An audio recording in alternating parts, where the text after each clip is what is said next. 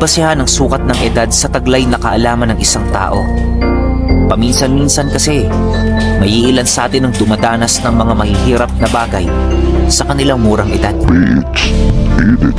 Ang pagkakaroon ng maraming pagkakamali sa nakaraan ang nagbubunga at naghuhubog ng isang tao upang mas lalo itong gumaling sa kanyang pangkasalukuyan.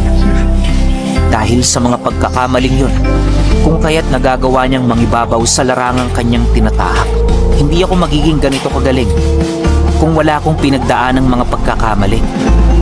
Kung pagkakamali lang yung pag-uusapan, ay napakarami ko ng sinakripisyong bagay na labis kong pinagsisisihan.